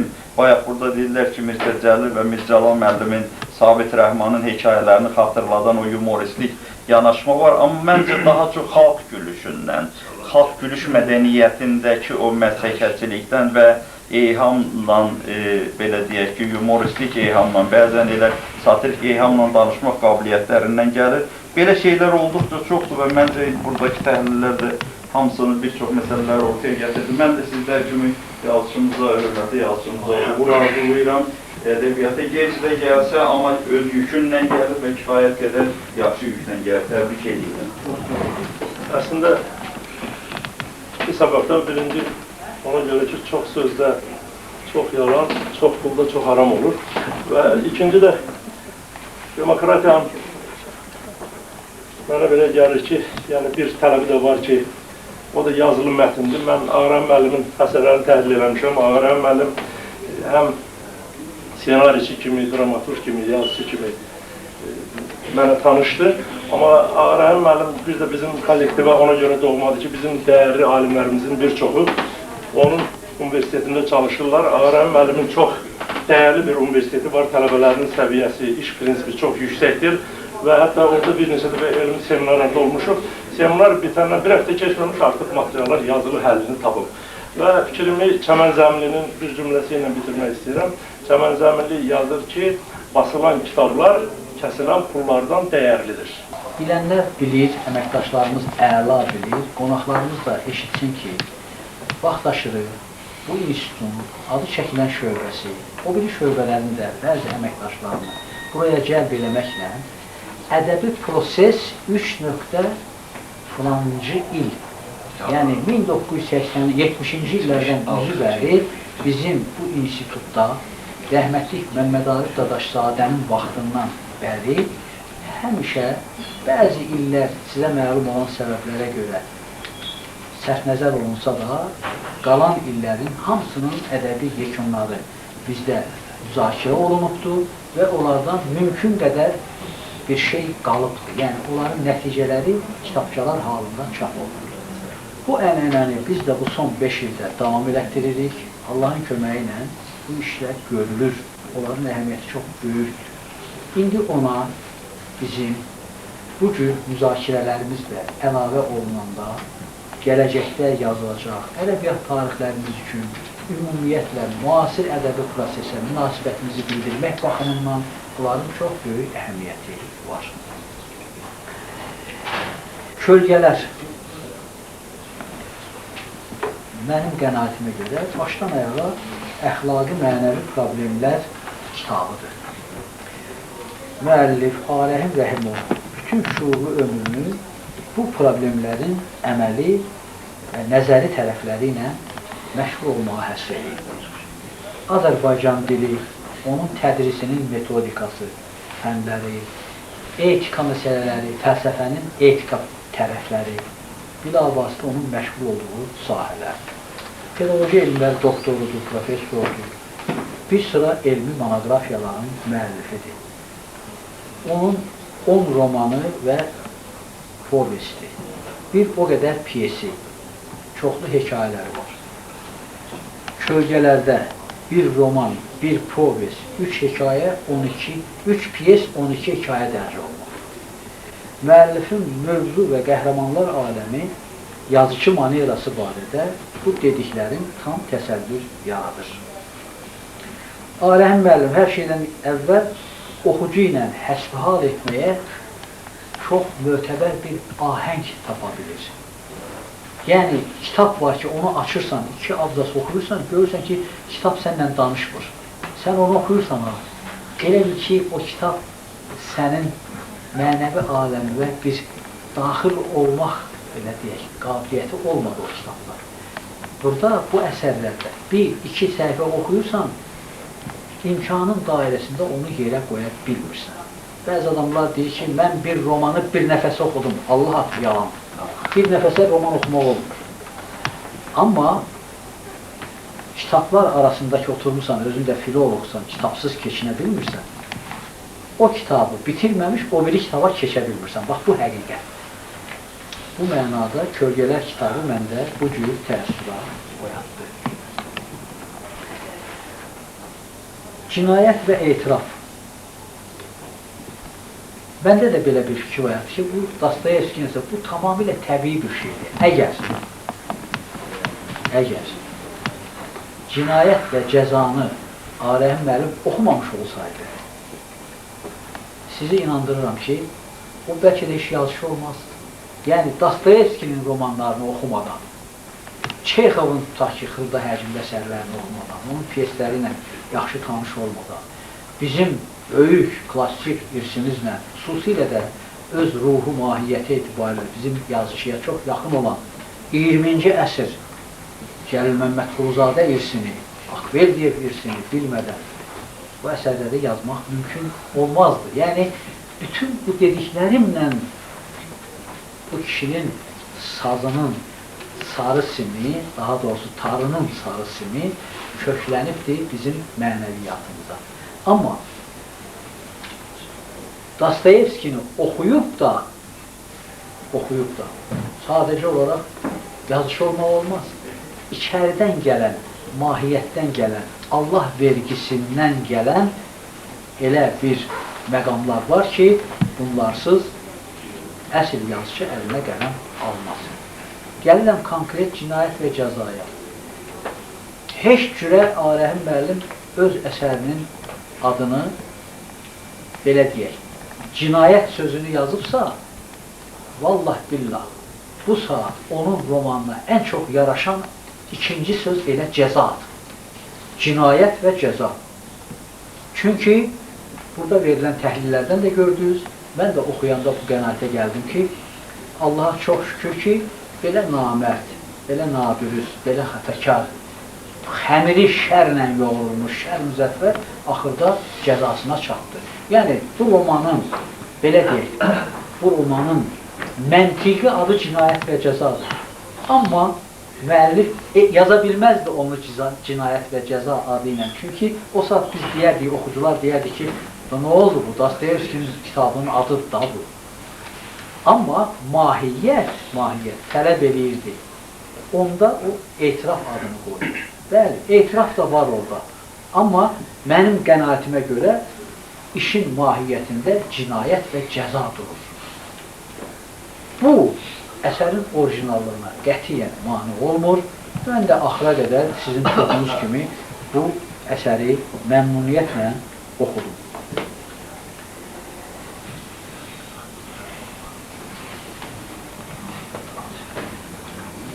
Səkkiz il o xarabada oturasan, heç birinizə, heç yaxın adamlarınıza arz edəmirəm. Çünki bəzən adamın özündən asılı olmur bu. 8 il o xarabada oturasan və 8 ildən sonra çıxanda iqrar kimi insan olasan, onun kimi düşünəsən, ətrafındakı adamlara münasibətdə humanist olasan, götür-qoy eləyəsən, ancaq öz daxili aləmində saçından dırnağına qədər, bunu Zəlimxan o qədər deyib ki, adam istəmir ki, təkrar eləsin, amma bəzən lazımdır. Təpədən dırnağa qədər biz deyərik. Bu adam götür-qoy eləyəndən sonra, psixoloji baxımdan bunların hamısını yaşayandan sonra görür ki, mümkün yoxdur. Gərək bu adamı bu cəzalandıra. Mən ona inandım. Və bu da, baxmayın, yazışı kifayət qədər belə məlum olur ki, məcəllələri oxuyur, yaxud məhkəmələrdə iştirak edir. Eləməyə də bilər, intuisiya ilə də olar bunlar hamısı. Amma Mən inanıram ki, bunlar var. Niyə görə? Buna görə ki, bu adamı elə sadəcə bu iqrarı məhkəmə salonundan açıb buraxırlar. Amma elə-belə buraxılış deyil bu. Buna 8 il iş kəsirlər. Fəqət nəzərə alırlar ki, bundan əvvəlki əhvalatlarda bu 8 il günahsız yatır. Ona görə bir kompensasiya edirlər. Bunu ondan əvəz edirlər və məhkəmə salonundan buraxırlar. Bu artıq yazıcı təxəyyülün məhsuludur və biz bir oxucu kimi buna inanırıq və bundan razılaşırıq. Romanın qəhrəmanı iqrardır. Amma orada elə kişilər, elə qadınlar var ki, onların hər biri bir qəhrəmandır. Ətrafında düşünmək olar, onlarla razılaşmaq olar, onlara təqlid eləmək olar. Məhbəsdən çıxıb gəlmiş adamlara münasibət gəlin boynumuza alaq. Cəmiyyətdə heç də həmişə belə deyək, bir mənalı olur. Ailələr öz uşaqlarına, öz yeni yetmələrinə, cavanlarına məsləhət bilməzlər ki, 8 il məhbəsdə yatanla dursun, otursun. Burada isə biz Tuğay kişi kimi, Gülər arvad kimi elə qəhrəmanlarla tanış olur ki, bunlar görürlər ki, bu kişi quru yurtda qalıb, bu kimdir? Bu, bunların köhnə qonşularının övladıdır. Bunların atası belə olub, anası belə olub, bunlar yaxşı ailədəndirlər. Əsilhu, nəsilhu adamlardır. İndi nə olar, işdir, başına gəlib. Özü də bilirlər ki, bu nə ilə əlaqədardır. Eləmirlər təmbəllik. Bunu dəvət eləyirlər, bu keçmiş məhbusu. Onların bir oğlu var, o da ot kökü üstündə bitibdir. O da atasının, anasının yolunu tutubdur və qardaşlaşırlar. Onun bütün sonraki taleyi bilavasitə bu oğlanla, bu ailə ilə bağlı olur. Yəni, Tuğay kişi ilə Gülər arvad mənim üçün çox doğmadırlar. Bir qədər egoizm hesab eləməyin. Ölənlərinizə rəhmət. Mən onları oxuyanda dədələrimizi tanıdım orada, nənələrimizi tanıdım orada. Onların səxavətini, onların həssas qəlbini gördüm orada. Ona görə də xoşladım bunları. Bank əməliyyatından nə kimsə burada danışmadılar. Mən bir qədər məsuliyyətli adamam. Bu kitab, Kölgələr kitabı, adını çəkdiyimiz əsərlərdən ibarətdir ki, onların biri cinayət və etiraf edik, hamı kifayət qədər ondan danışdı. Amma bank əməliyyatının adını çəkən olmalı. Halbuki, bu əsər də özünə görə miniatür bir povestdir. Bu povestin də mahiyyətində yenə də bu və ya digər dərəcədə hüquqi məsələlər durur. Lakin mən etiraf edirəm ki, indiyə qədər Azərbaycan ədəbiyyatında, xüsusilə nəsrdə görmədiyim, oxumadığım həyat mənzərələri var burada. Yəni, burada bank işçilərinin həyatı var. Mənim kimi bu məsələlərdən xəbərsiz olanlar elə hesab edirlər həmişə ki, bank nədir? Qapını aç, oradan da bir dənə açarla xəzinəni aç, işi puldur. Doldur, götür, get, əgər ona sənin haqqın çatırsa, qutardı, bağladın, getdi. Bu bankın nələri varmış? Bu bankda nə möcüzələr varmış? Sən demə, bu bankda elə situasiya birdən əmələ gəlir ki, bu bank vasitəsilə indiyə qədər cəmiyyətin damarlarından qanını soranlar bir gün görürlər ki, ay ama birisi gəlib, təzə işçilər gəlib, yeni ruh, yeni ideya, yeni məqsəd daşıyan adamlar gəlib. Daha onlar istədiyi kimi bayaq dediyim sayaq gəlib sumkalarını doldurub gedə bilmirlər. Yəni, mən bir qədər utilitar eləyirəm bunu, amma əslində nədən gedir söhbət? Ən müxtəlif maxinasiyalar yolu ilə cəmiyyətin pulunu mənimsəmək. Günün birində bizim yazıçının qəhrəmanlarına evinə zəng edirlər ki, ərlə arvad bir bankda işləyirlər, özdə çox yaxşı işləyirlər, xüsusən xanım ürək açan bir obrazdır. Kişiyə zəng edirlər ki, arvadını da götür, bankdan rədd ol. Bunu eləməsən özündən küs. Bax, o oliqarxlar ki, bank maxinasiyaları ilə indiyə qədər nələrsə eləyiblər, görürlər ki, artıq bu yol kəsildi, onda bunlar əl atırlar bu cür diversiyalara. Bu diversiyanın ətrafında bu hadisələr davam edir və eləxır. Mən prinsiplərimizə sadiq qalmaq istəyirəm. Çox sağ olun, bu əsərləri təriflədiniz, haqq elədiniz, tərifə layiq əsərlər. Amma bu bank əməliyyatı povesti ilə əlaqədar müəllifə mənim bir, buna irad da demək olmaz, öz duyduğum bir məqam var, onu çatdırmaq istəyirəm. Arəm müəllim baş qəhrəmanların, yəni ər və arvadın adları burada yazılmışdı. Bir-birinə oxşar adlardır. Demək, Tural deyə Toğrul'la onun xanımının bu povestdə uşaqlıq illərinə, xüsusən baş qəhrəmanın ilk gənclik illərinə, onların məhəbbət məsələlərinə, görüşlərinə o qədər geniş yer verilir. Hadisələr gəlib, mənim bayaq danışdığım o krizis vaxtına, böhran vaxtına çıxanda elə bilginən ki, Arəm müəllimin qələmi yorulur, sustalır və bir qədər bu məsələlərdən az danışılır. Hər halda oxucu o bayaq dediyim mənada bu həyatı daha çox görmək istəyir. Nəinki orta məktəbdə bir-birinə eşq yetirmiş iki gəncin macərasıdır. Və bu mənada əsərin əvvəli ilə axırında belə bir, demək, ardıcıllığın təqdimat mənasında ürəyimcə olmadığını gördüm. Bu, ötəri bir duyğu idi ki, bunu mən sizə dedim.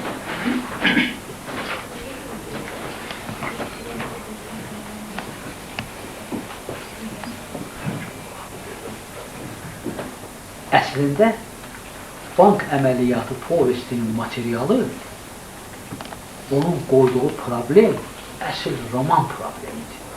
Onun ətrafında. İndi bizdə sözün yaxşı mənasında dəb olub, mən o yazıçıların adını çəkmək istəmirəm. Birdən tərsavan deşidərlər, xətirlərinə deyər. Dedi, görürsən, iri həcmli bir hekayə 1-2-3 ildən sonra povest kimi çap olunur. Bir qədər də təkmilləşdirir. Üstündən bir neçə il keçir, o povest roman kimi nəşr olunur. Mən burada müəllifi qınamıram. Ürəyi doludur. Vaxtında verə bilmədiklərini sonra həyatı müşahidə eləyə gətirir.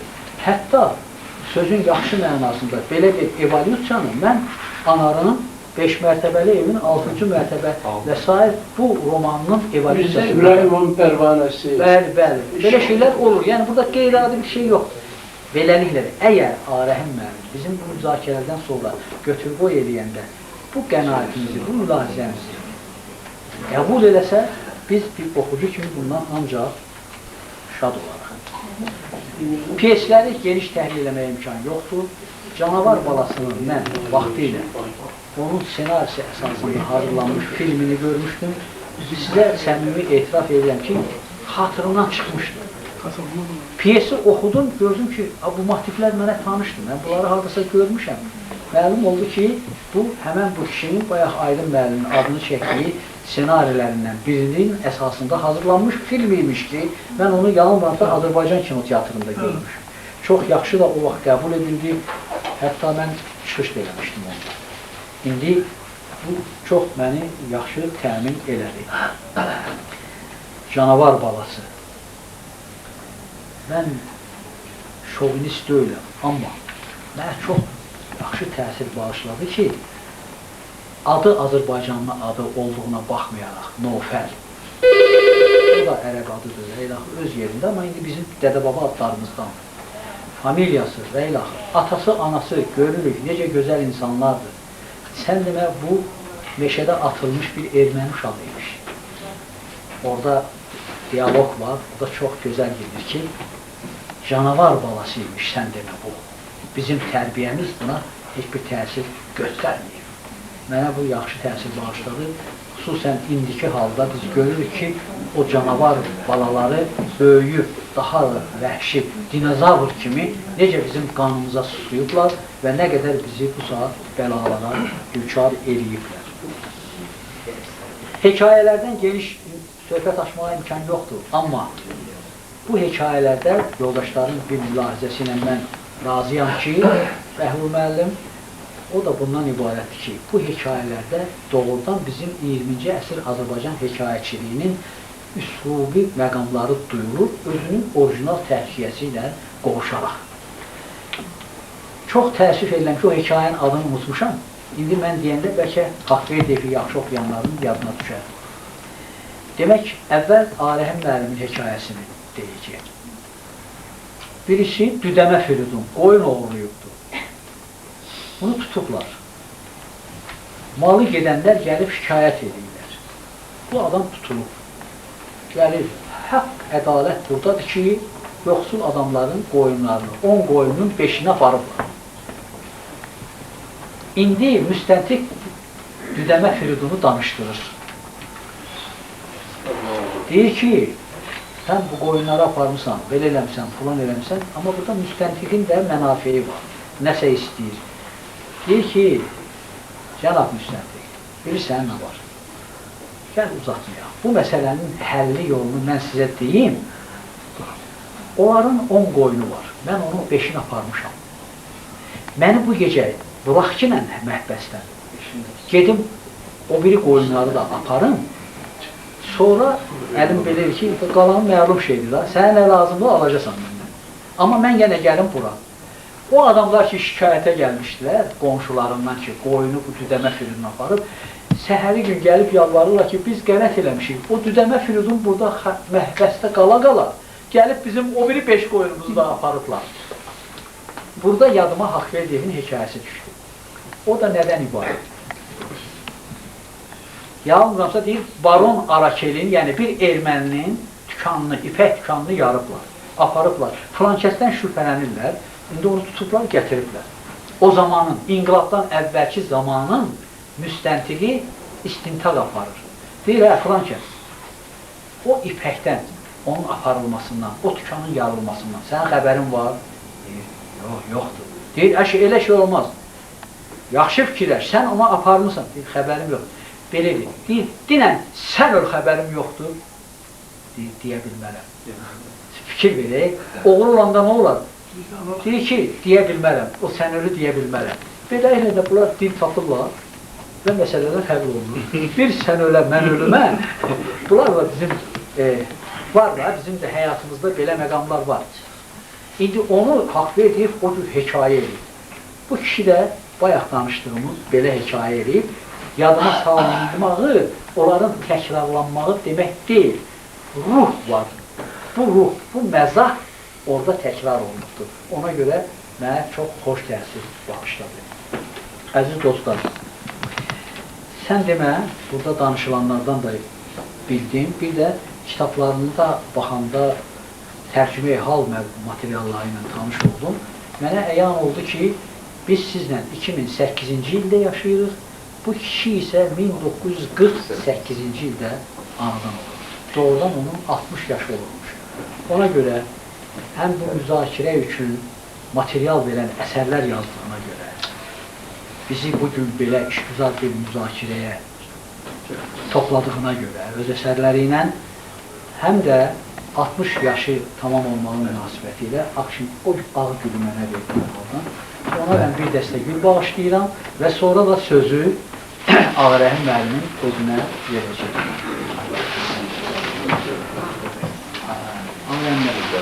Sizə institutumuzun əməkdaşlarının adını Bəşir müəllimə başlayalım. Mən dərin minnətlər almalıyım. Bəşir müəllim son dərəcə səmimi, son dərəcə mehriban, bizi böyük hörmətlə, qayğıyla qarşıladı. Sizin institut, cəmiyyət içərisində, tarix etibarıyla çox böyük işlər gördüyünüz, xalqa, millətə xidmətləriniz danılmazdır və ondan çox böyük fəxranəlik duyuram. Siz böyük iş görürsünüz. Sadəcə olaraq mən başqa adamları yazışı deməyə də utanıram özümdən. Başqa yazıçıları özümdə, başqalarını deyəmərəm.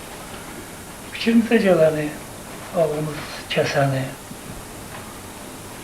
sadəcə olaraq Ağçağda köçürmüşük. Biz köçürəndə də bunun sahələri, bunun istiqamətləri, bunun cəmiyyətə təsiri, nə dərəcə təsiri gücü haqqında bəlkə də açığı deyil, məlumatımız olmuyor. Məlumatımız olmuyor. Çünki onu sizlər bilirsiniz, onu sizlər elmi cəhətdən dəyərləndirirsiniz, ona sizlər qiymət verirsiniz. Mən bugünkü müzakirə üçün sizə, sizin kollektivinizə son dərəcə məhəbbətlə deyirəm ki, böyük vaxt sərf eləmişsiniz, əziyyət çəkmişsiniz. Təkcə bugünkü saat 2 saatlıq müzakirə deyil, bu kitabların üzərində düşünmüsünüz, oxumusunuz və burada danışacağınız haqqında müəyyən sistemləşmə aparmışsınız. Mən nə deyə bilərəm? Sizə, sizin kollektivə ancaq can sağlığı deyirəm, minnətdarlığımı bildirirəm. Sizin kollektiv mənim üçün öz doğma hesab edirəm. Mən burada, inanın, elə bilirəm, doğma evimdəyəm, doğma ailəmdəyəm. Burada hamının özündən, gözündən baxan kimi o səmimi münasibət görünür. Mən konkret adı çəkmək istəmirəm. Sizin kollektivin üzvlərindən, bizim kollektivlər işləyirlər. Son dərəcə sizin o üzvlərdən razıyıq. Bunun üçün də onların işlədiyi, formalaşdığı bu kollektivə minnətdarlığımızı bildiririk. Arzu edirəm ki, bütün kollektivlərdə kadrlar belə hazırlansın, daxili, əxlaqi, mənəviyyatı belə zəngin olsun. Olur, görürük, təsadüfi gəlmələr də var, təsadüfi adamlar da var. Elə şeylər görürük ki, doğrusu adamın ayağı yerdən qaçır. Mən sizə bu baxımdan da minnətdarlığımı bildirirəm. Sizin kollektivin hər bir üzvü, elə bizim kollektivin üzvüdür. Mən özümü də sizin kollektivdən ayırmıram. Bəkir müəllim yerin ağsaqqalıdır. Bəkir müəllim həm də mənim ağsaqqalımdır. Yəni mən də o yerin içərisindəyəm. Bəkir müəllim gəncliyin mənəvi atası demək olar. Burada bu qədər həssaslıqla Van əməliyyatındakı təklifini verdi ki, inanın bu anda mən daxilən qəhərləndi. Böyük belə mənə təsir elədi. Mənə təsir elədi. Sizin əslində o təklifiniz tamamilə doğrudur. Mən onu qəbul edirəm. Onsuz da mən belə bir xüsusiyyət var ki, əsər üzərində dönə-dönə işləməyi sevən adamam. O məsələləri bacardığım qədər nəzərə alacağım. Mənim gücümdən yuxarı, əlbəttə ki, bəndən tələb eləmə vəziyyəti tamamilə qəbul edirəm. Hakim məndə bir yaxşı söz dedi ki, bəlkə sən özünü intiqamla. Yəni, dedizdə ciməyədir. İntiqamla nəvət eləmək. İnanın Hakim mənim, o əsərin adını qoymaq üçün o qədər düşündüm. Təsəvvür edeyim ki, mən o cinayət sözünü ora salmaq istəmirdim, ancaq siz demişəm, baxdım, gördüm ki, mümkün olmayan şeydir bu.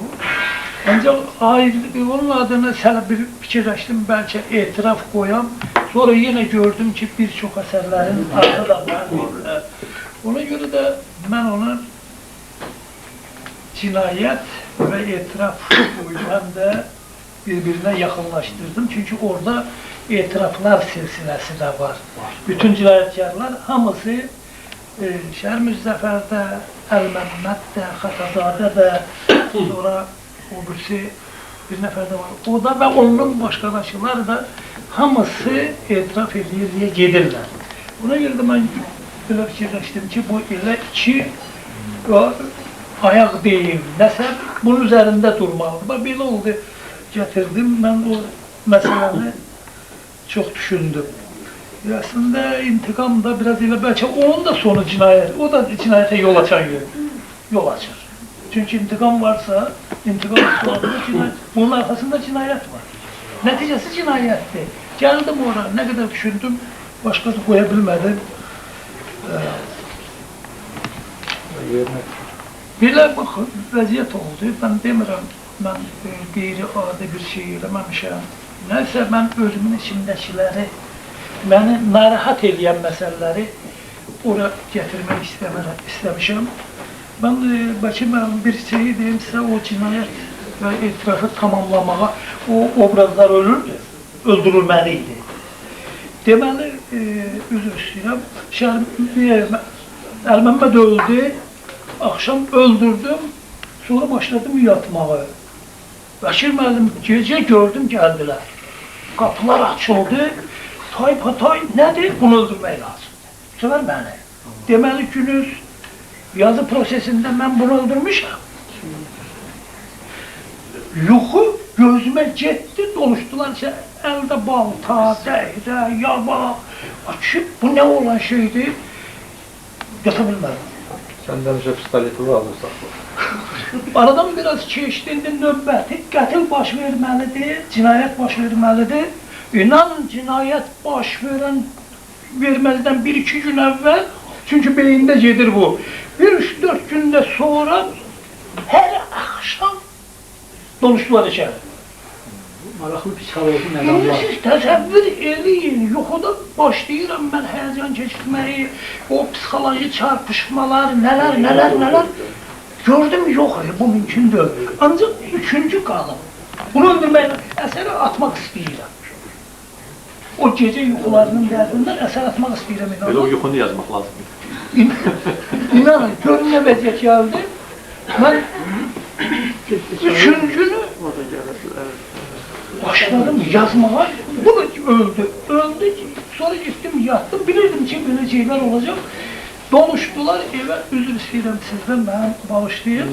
Evdə bir nəvəm var, gördüm, o da dəhri ilə gəlib. Nədir? Dedi, babanı öldürmək lazım. Ayıldım, üzr istəyirəm. Siz Allah xanımlar mənə bağışlayın. Hamınız bağışlayın məni, xüsusən xanımlar. Tərin içində. Tərin içində bədən əsir, çarpayın ortasında oturmuşam. Dedim, dəli oldu. Bircə onu başa düşdüm ki, bu məni dəli elədi. Sizi həqiqətə yönəldirdi. Bu məni dəli elədi nə idisə. Onu qurtarandan sonra, təxminən bir 3-4 gündən sonra gördüm indi nəfəs alırlar. Və o ağracı məndən təqribən bir 6-7 ay keçmədi. Mən onda başa düşdüm ki, yəni bununla yaşamaq mənim ömrümə nə verdi? Mənim ömrümə nə verdi? Belə bir vəziyyət oldu, nə yoldaşlar? Çox sağ olsunlar, dənə təşəkkür edirəm. Bəzən Dostoyevski ilə deyirlər, Dostoyevskidir də, onu heç kimə təqdim etməyə ehtiyac yoxdur. Ancaq inanın, o necə gəldi, necə getdi? Sonra yoldaşlar onu təhlil eləyəndə, Nizam müəllim yazır, Ağasən müəllim yazır, başqaları da ona Dostoyevskinin adını çəkirlər.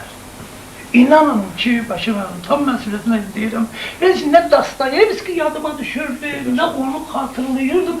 Dostoyevskini oxumuşam, bütün əsərlərini məndən yan keçmir, oxumuşam. Bəli, oxumuşam. Məsələn, burasındadır ki, onu yazanda Dostoyevski yadıma düşmürdü. Onu yazanda mənim həyatım günüm 2 yerə bölünmüşdü. Axşam yatanda yuxuların vuruşması, günüz belə oldu, gəlib ortaya çıxdı.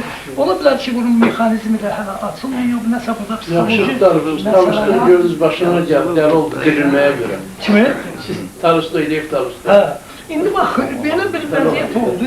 Bütün bunlarla yanaşı, mən sizin vaxtınızı çox alıram. Sizdən minnətləram, sizin kollektivinizə minnətləram. Mən bu kollektivin üzvlərindən biri, məni də istəsiniz hesab eləyin.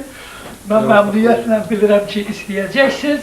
Bəşir müəllim də mənim bu kollektivin içərisində deyirəm, ağsaqqalımdır, ağsaqqalım olaraq qalacaq, mən sizə minnətdaram.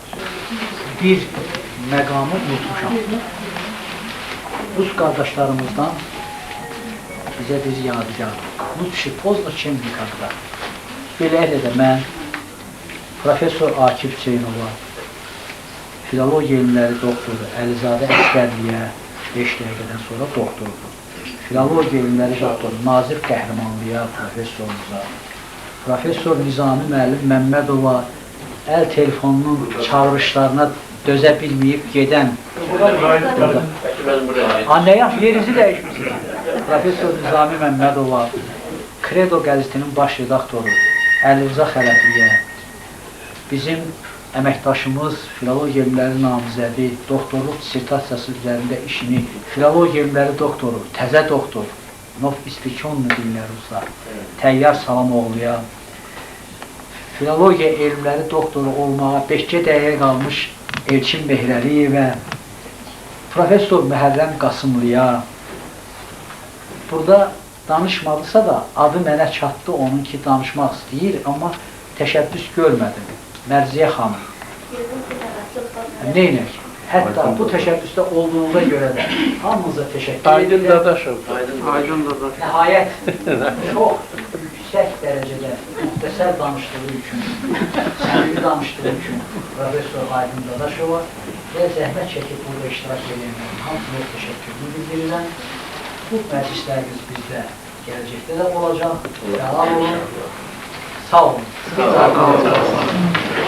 Təbrik ederim.